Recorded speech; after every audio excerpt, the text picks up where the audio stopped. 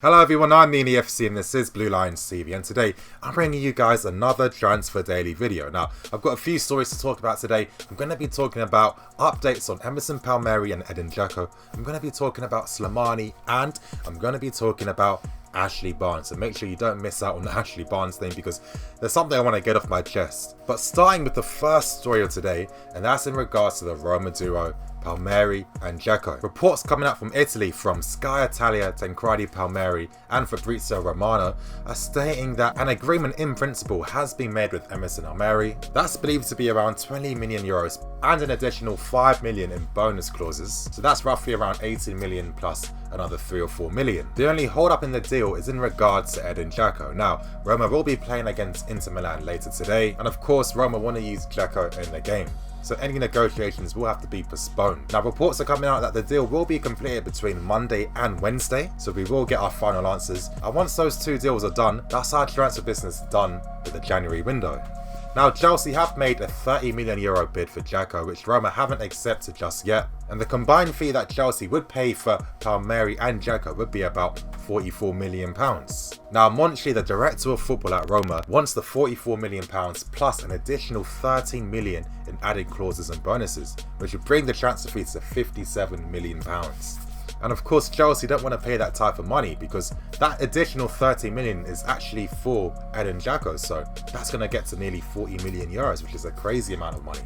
Now, the reason for why there is a hold up as well is the fact that Roma don't want Michy Batshuayi. That makes a lot of sense. I was touching upon the fact in my previous video too. I don't think Michy would suit that style of play. Doesn't really have that technical capacity to really be the focal point for a Roma team. And it looks like Michy is getting the interest of Dortmund. So Aubameyang is going to go to Arsenal, which is very, very close and will probably be happening this January. Dortmund will try and make a move for Michy. Now, with Emerson Palmieri, the player and his agent have expressed a lot of interest and delight in joining Chelsea. And once Emerson does come, expect Kennedy to finally make his loan move to Newcastle and expect Baba to make his loan move to Schalke. Because we all know by now, Chelsea don't let players leave until they bring in replacements. Sometimes I think morally it's the right decision to make all the time. No, I think sometimes in regards to younger players, they need to maybe chill out a tiny bit and just let them leave, because a lot of the young players we've had at this club have really missed out on going to bigger clubs due to this really old school way of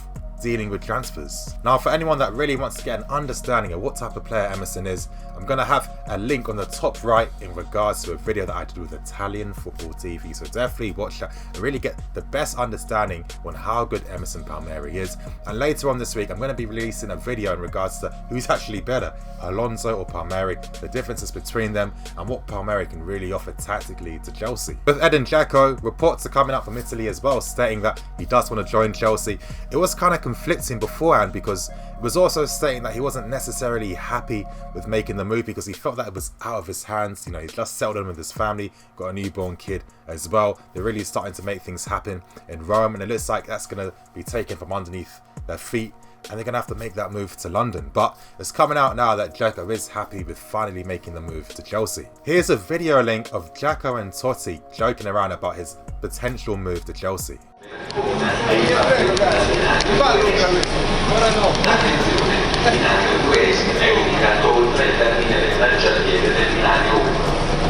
This is fantastic business for Roma.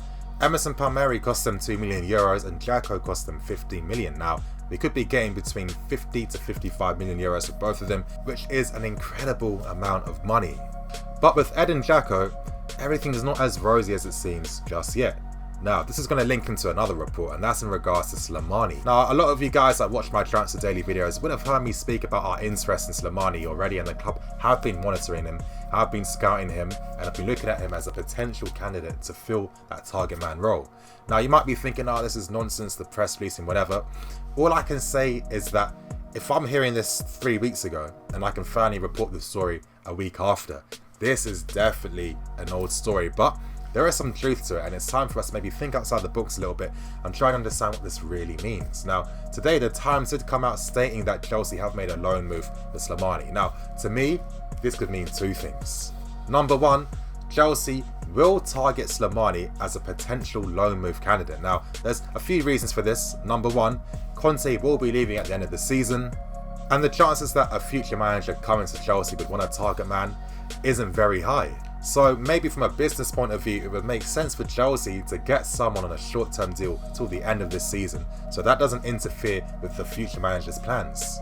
A second reason, this is a negotiation tactic. Maybe Chelsea are going to put pressure on Roma to accept their terms, because Roma won't get a deal like this for Dzeko at all. Dzeko will be 32 in March, and if Chelsea are showing potential interest in other striking targets, that's going to force the Roma board to really accept Chelsea's demands. And is it a surprise that reports of us being linked with other target men strikers are coming out? It could be other people close to the club or people from within the club releasing these stories, putting it out in the media to put even more pressure to get the deal sorted for Dzeko.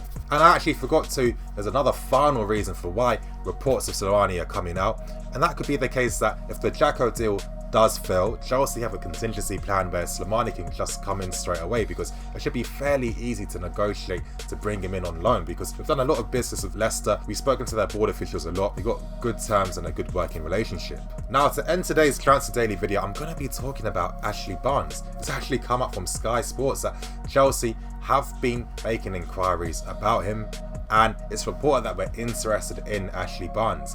But again, you just heard my thoughts and opinions on SLIMANI. It's not going to be too different, so obviously keep an open mind and hear what I'm about to say. As I said earlier about all reports, if I've already spoken about SLIMANI and Peter Crouch and I'm only hearing it 2-3 weeks later, it's telling you that this is an old story. Now, you've got to think of the bigger picture. If you're a club, you scout a multitude of targets. Clubs don't just look at 3 options for one position, they look at a ton. And on top of that, we're going to look at an even wider variety of targets, because we're not looking to bring in someone very expensive in the January transfer window. We just want a contingency plan for the second half of the season, because Conte wants a target man striker that's going to suit his needs tactically. So when people get upset and when they hear reports about Peter Crouch, Andy Carroll and Ashley Barnes, one thing you have to realise is that what type of great target man strikers are there really out there on the market? With the modern demands of football these days, strikers have to be much more technically accomplished when it comes to holding up the ball and linking up the play. For example, as I keep saying this a lot of times, when you see all the bigger clubs, do you see any of them using target men strikers? No. And again, I make this point a ton of times, the issue isn't the type of target men strikers we're being linked with. The main issue for me is, why are we looking at target men strikers? And it does kind of baffle me in a way, because we're going to be spending a ton of money on Edin Dzeko. It's not making too much sense to me. Reports are coming out too that Roman has actually been the one to really give the green light to the deal. But again, this really goes against Chelsea's transfer policy. Dzeko will be 32 in a few weeks' time, and he could potentially cost nearly £30 million, which is a crazy amount of money for someone that old. And on top of that, you've got to pay his agent, you're paying him a contract. There's no way Dzeko's going to accept a 1-year contract to move to Chelsea. Plus, signing on fees, clauses in this contract in terms of goals he scores, etc, etc, so it's going to cost way more. I'm not too sure, to be honest. I do think Dzeko is a very good player, but I do think about the business sense in terms of making this deal happen. You guys know me, I've always been an advocate of making very innovative decisions, you know, making those brave decisions and chances in terms of how you use players in your squad. For example, over the years, especially this season, we're seeing Mahrez playing in midfield at times, we've seen Arnautovic become a striker himself, and no wonder West Ham are so happy to sell a few of the strikers that they don't need. At Chelsea, I feel the type of players we have, especially in regards to youth, where they do get brought up to play in a multitude of positions. We're seeing that with Masunda, he can easily play anywhere across the front 3 and in midfield as well. I just wish that Conte would make those kind of innovative decisions in terms of how he uses the squad to get the most out of them, and using players in different positions to get different tactical possibilities for the team, because I just think sticking with this plan A of always wanting a target man striker is not really going to improve us as a team. It's just going to help the manager tactically. But just to end this, when you hear reports of these strikers, don't think it's the media who have an agenda against Chelsea trying to ruin things. Please, it just doesn't work like that. Clubs look at tons and tons of players. So many players that a lot of us don't really understand how many players they're looking at. It's just how football works. But anyway, you guys, that's going to bring an end to today's video. Please like, comment and subscribe. If you haven't pressed the bell notification button, please press it and stay tuned to all things Blue Line CV. Anyway, you guys, I'm the FC. This is Blue Line CV, signing out.